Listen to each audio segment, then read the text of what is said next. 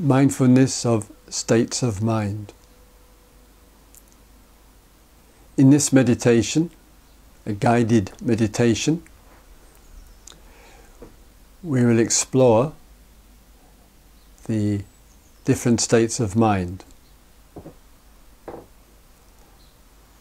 Initially checking that the posture is upright, a straight spine, sit tall, expansion in the chest, diaphragm, stomach area. 2 hips move forward a little, helps with the upright posture. Initially checking the whole of the body is rather still.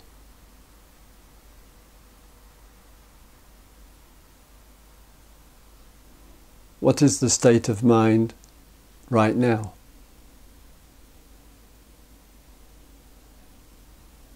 Do you experience calmness as the primary state of mind?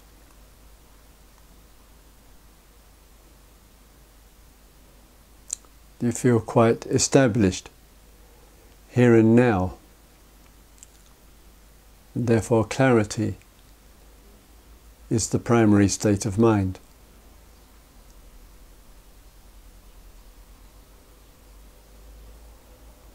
And contentment.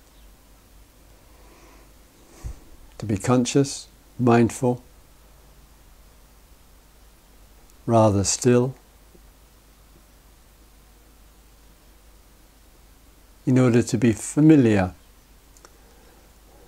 with contentment, with clarity, with calm.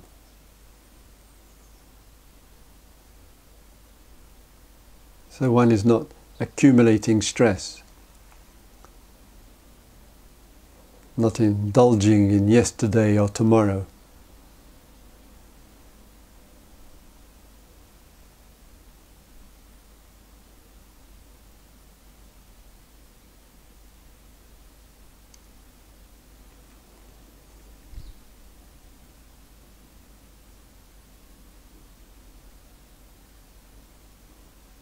A calm person, a calm sense of being, as a precious and important state of mind, influencing feelings, thought, and the condition of the whole body.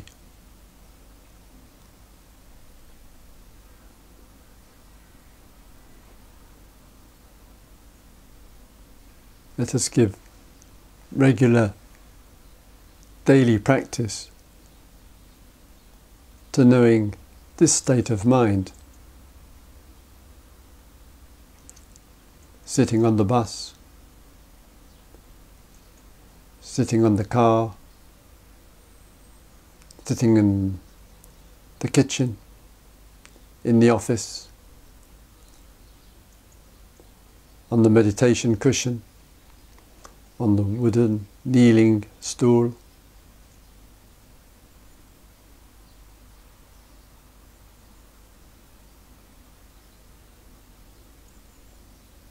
That we keep returning and coming back to this, so that we're not constantly running to and fro with stress and demands.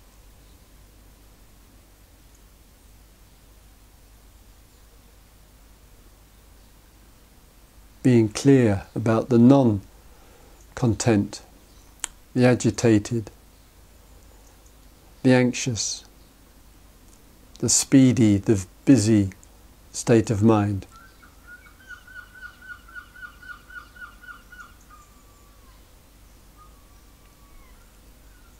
What are the conditions that contribute to this?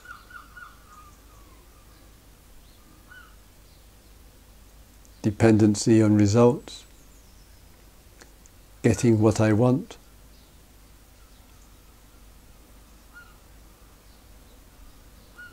caught up in too many things to do, unable to let go of, unwilling to change.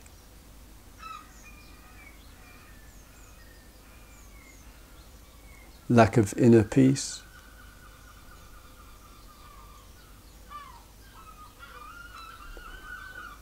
Being clear about the state of mind which is unhealthy, problematic, stressed, addictive, habitual. Being clear about such a state of mind, being clear about causes and conditions, being clear about what are the changes you need to make.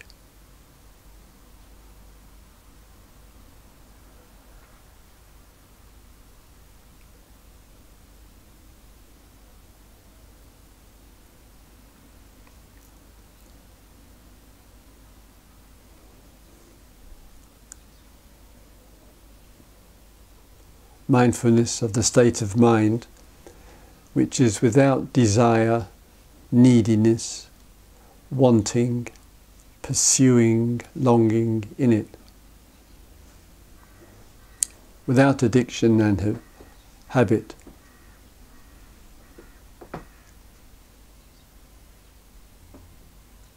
At times, there is none of that in the mind. Not wanting, not demanding, not complaining.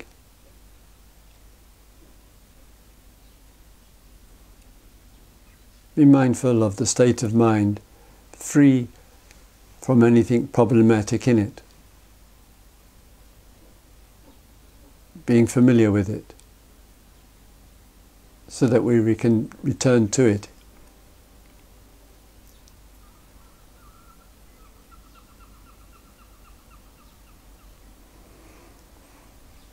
Being mindful of the state of mind which is problematic.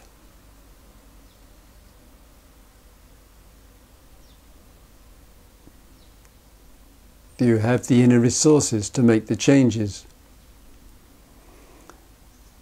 Do you need the wise counsel of the other? A good friend, perhaps a family member, a person with skill with working with the inner life. So there isn't perpetuation of the problematic mind. And it's exploring the changes necessary to dissolve the projections, the painful associations, the unresolved memories, the anxiety about the days ahead, or the relationship with a certain person or people.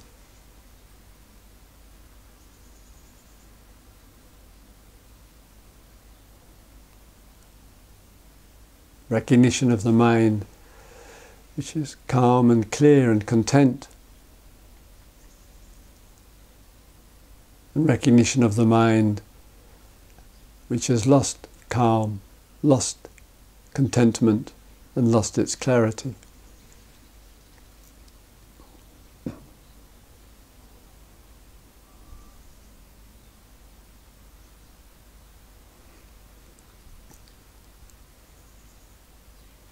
Being mindful of the non-angry state of mind, the non-violent state of mind, the non-aggressive, non-complaining, non-demanding.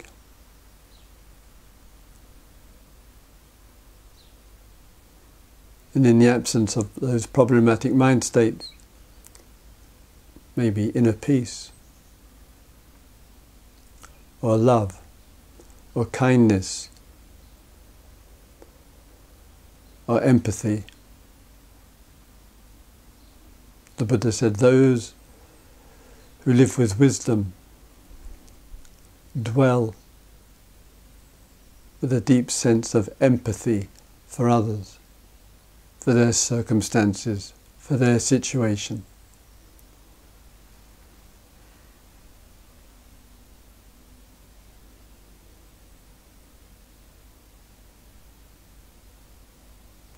So we are mindful of the non-greedy, non-demanding mind, and the mind state which is greedy or demanding. We are mindful of the non-aggressive state of mind, the mind which is kind and empathetic. And we are mindful as well of the mind which is negative and hostile and aggressive. And we work with that.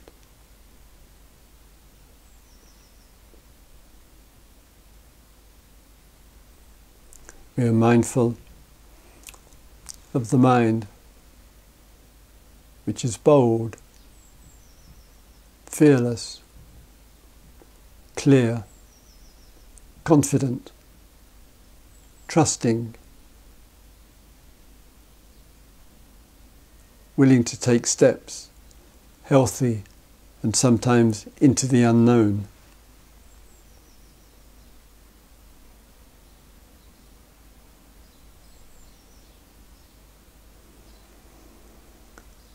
And we are mindful of anxiety, of fearfulness, of restriction, of avoidance.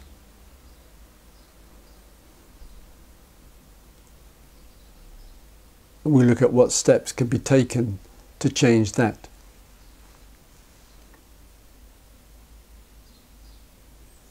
What will make the difference?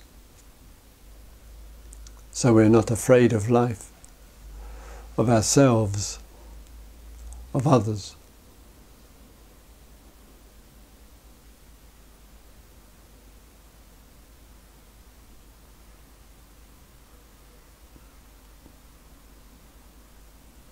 So we are mindful of the non-demanding state of mind and the demanding state of mind.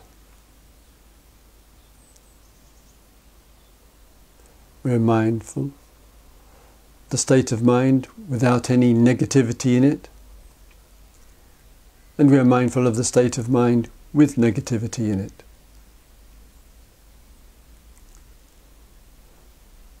We are mindful of the state of mind without any fear in it,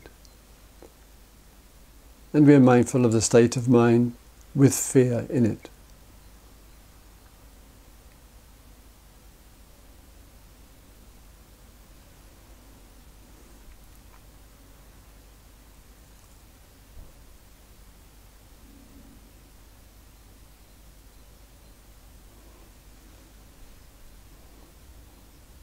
We are mindful of the state of mind which feels expansive,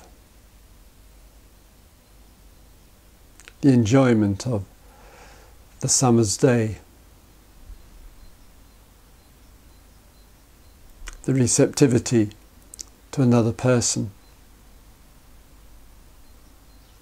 the expanse of the night sky,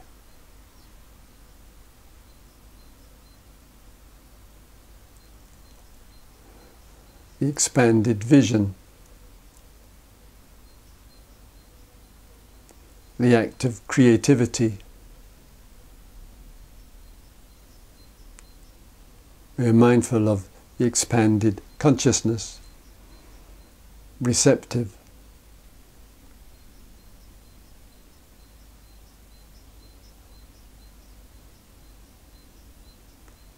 We are mindful of the contracted state of mind. Small, narrow, needy, clinging, holding fast to views, withdrawing.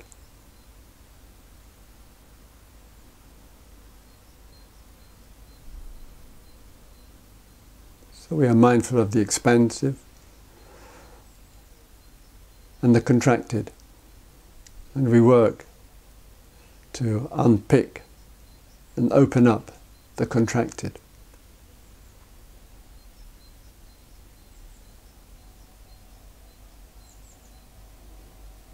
We are mindful of developing as a human being, developing qualities of mind, of love, of empathy, of compassion, of the ending of stress.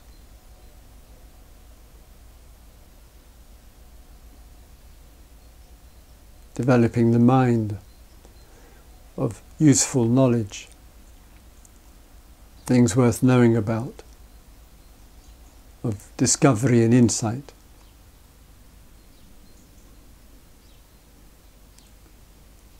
All of this contributing to our inner life. But we're also mindful of the state of mind, which is not developing, stuck, frozen, not evolving, habitual, repetitive, going nowhere.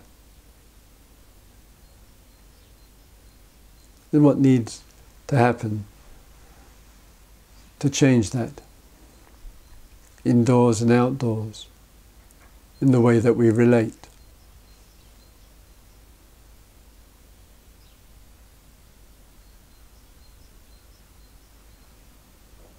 And finally, we're aware and mindful of the state of mind which feels free,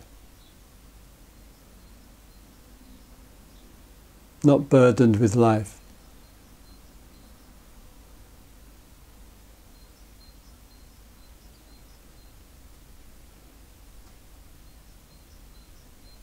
Free, like a person who's come out of debt, or out of prison, or out of hospital after a long illness. Precious sense of freedom. The freedom to be, the freedom from the past, the freedom to respond, the freedom to support.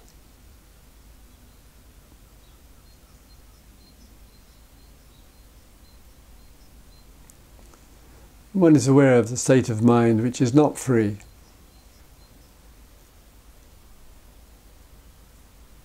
We feel trapped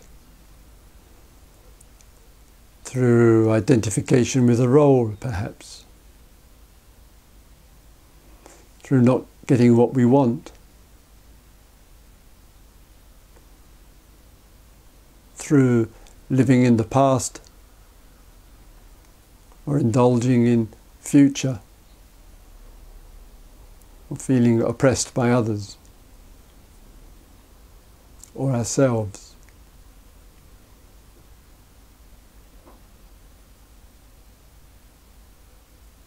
So knowing the state of mind, what it is to be free, regardless of time and place, events and situations,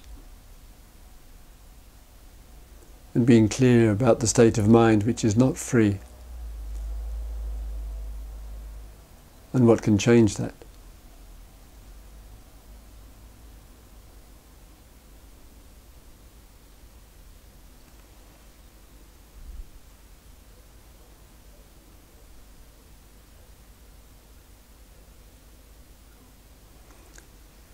May all beings be mindful of states of mind. May all beings live with appreciation for healthy states of mind. May all beings live with a liberating wisdom.